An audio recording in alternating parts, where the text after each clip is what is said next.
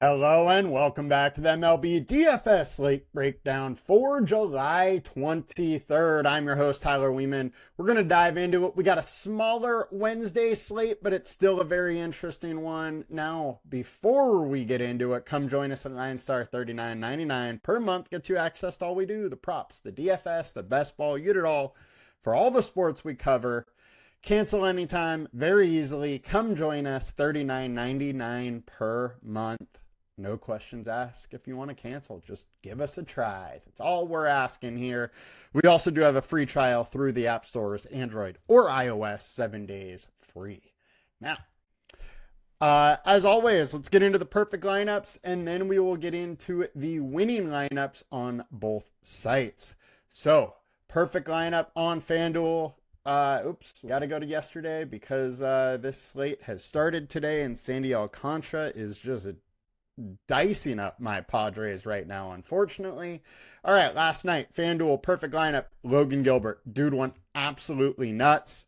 10 Ks, 6.1 innings, only 86 pitches. Then we have a two-man Yankee stack, two-man Colorado stack with some one-offs after that, using all the salary, 308.6. And then the winning lineup to A. Butler, who won 20K with the 222.6. They had Gilbert. Gilbert was chalky, but he was in a great spot. Two-man Dodger stack, two-man Colorado stack, two-man Toronto stack, then a one-off of the phenom Bryce Matthews, who did it again. Second night in a row, he just had a huge game.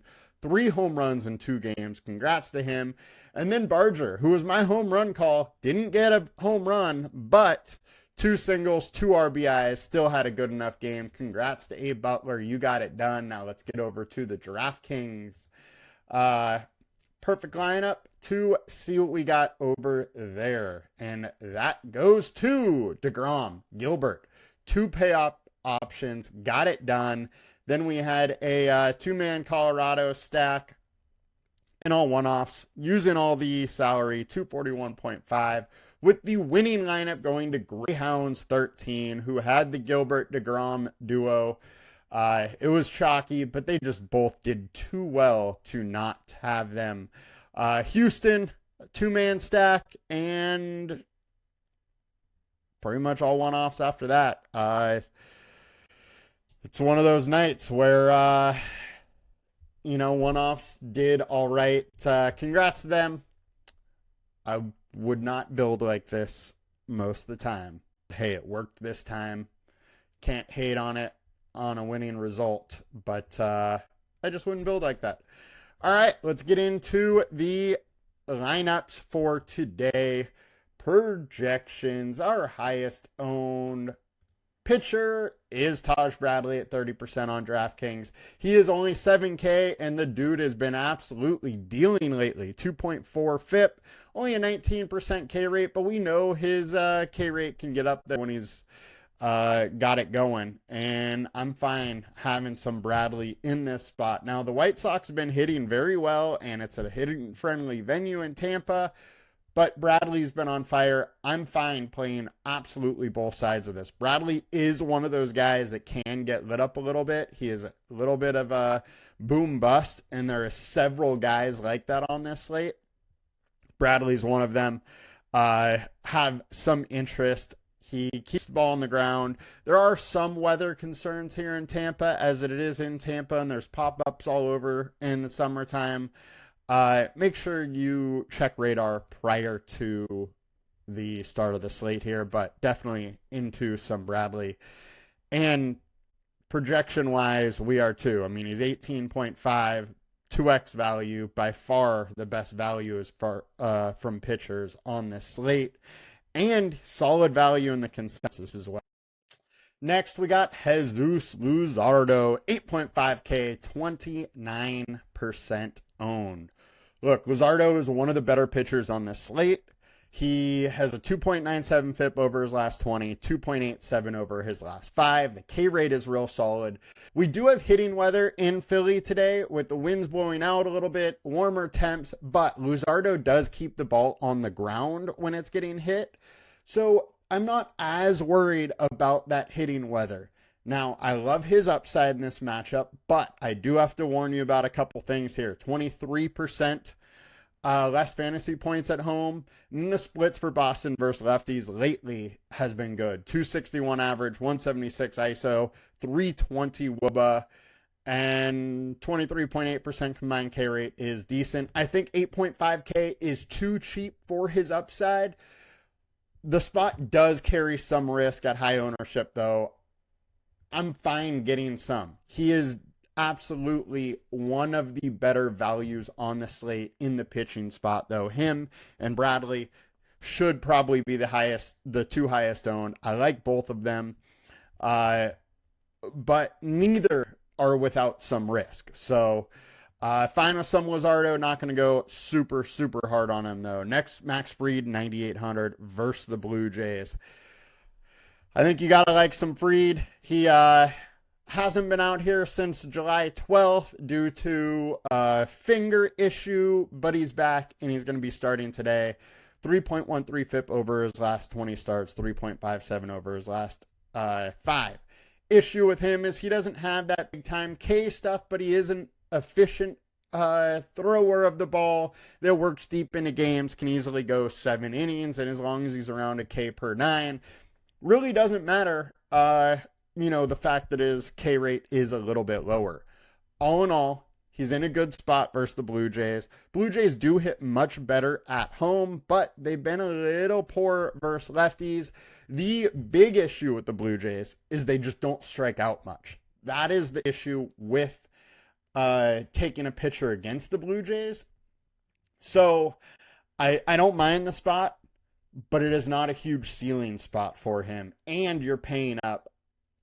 I'm going to have some Fried, but I do prefer Luzardo or Bradley over him. Next, we got JP Sears, 6,300, 28% owned. It's versus the Rangers, who do strike out a lot and aren't great versus lefties. Sears has a little bit of strikeout upside and has been averaging 23% more fantasy points away. The sheer upside at his price makes him interesting, but Rangers also been hitting very well as a team lately, and that is a little scary for me. He's super cheap, and with that, I am willing to take some shots, but I don't think you really need to get this cheap today also. I mean, the pitchers that are going high owned are cheap as it is, and they're better pitchers in arguably better spots. So I don't mind some JP. I think he may be going a little over-owned here, and it might be better to just take the leverage and stack Texas instead. Next, we got some of my favorite DFS pitchers to talk about on slates, and that is Lucas Giolito, Chris Bassett, Patrick Corbin. Those are the 3 that I want to talk about as far as leverage lower-owned ones. Giolito, guy's been dealing since he's been back this year. And 3.34 FIP over his last 5 starts, 4.66 over the last 20, K rates in the 23th percentile. StatCast data is scary. It is hitter weather. Winds are blowing out. He's 48% fly balls. But we know who Giolito is. Giolito is boom bust. At 8K, he gives you a giant ceiling that I think you have to consider. Phillies haven't been hitting that well lately. 240 average over the last 20, 180 ISO, so they do hit the ball hard when they hit it, and a 320 WOBA, so they're getting on base at a decent clip still. I think Giolito has the upside you want, so I'm going to consider him. But I also love stacking against him. I am going to play both sides of this, and I think you need to in this matchup. So I'm going to have him. That's really what it is. I mean, he's pitching way too well for a smaller slate for people to not be playing him at pitcher. But we know the downside with him, and I want to have some of that those Philly stacks also. Next, Chris Bassett, 7.8K. Another guy, too cheap for his ceiling. I mean, look what he's done recently. 23, 22, 22, 26, 27. Solid numbers. We know he can put up 30 plus. He's not in a great spot here versus New York. However, he did face them on July 3rd and put up 22. He is much better at home, 50% more fantasy points at home. It is a tough spot versus the Yankees, without a doubt, but he does have a 3.87 FIP over his last 20 with a 22% K rate. Over the last 5, he hasn't been in great form with a 4.8 FIP, 19% K rate. But he is a vet who can really get it going. And at home, with a low-owned spot, I don't mind taking some chances. He's been boom bust against New York. Has had some huge games, has got lit up a little bit. This is another spot I got to play both sides of it. There's too much upside for the Yankees trying to pick on Bassett, and too much upside on Bassett picking on those Yankees with some success in his history. Next, we got the gas can Patrick Corbin versus the A's. A's haven't been great versus lefties. Corbin has been much better than expected so far this year. My issue with him is he doesn't have the ceiling as some of these other guys on this slate. Bassett, Giolito, Bradley, all around similar prices and more upside. So that is my issue with Corbin, but he has been consistently getting it done. He gives you a ceiling of 20 plus.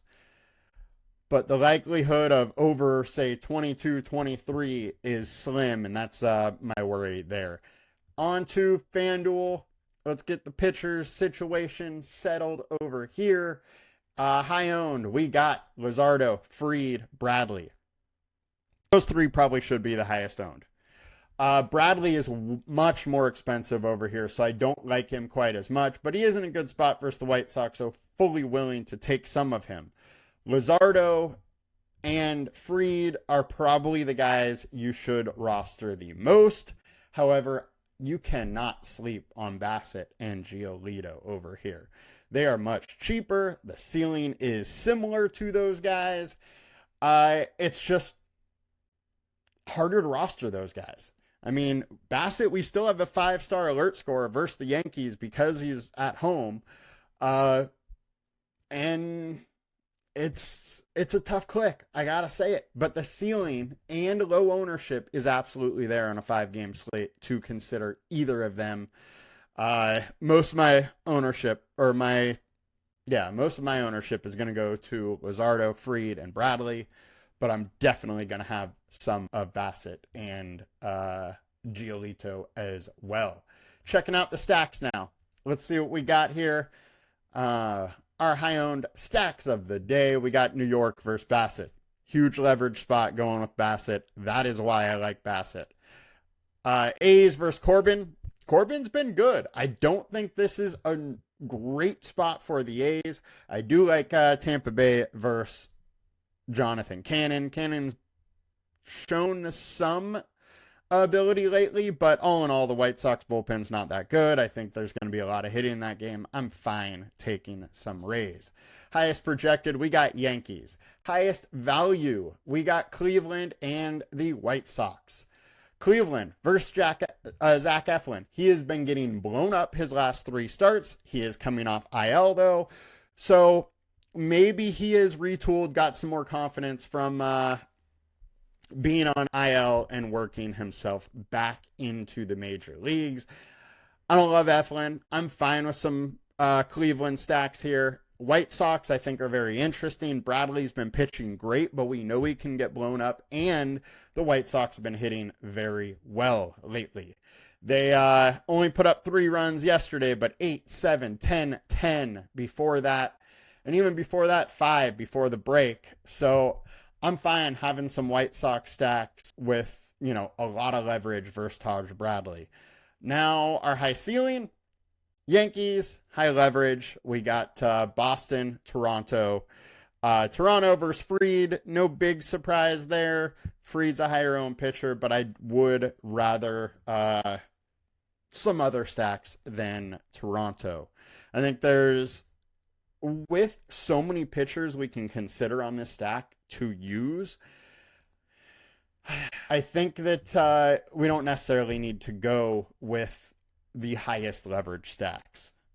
neither of these I really love. I don't mind having some Boston because Luzardo is going to be super high owned on both sites, but I also don't love that spot. Click in the teams tab. Tampa Bay at 5.2 versus Jonathan Cannon.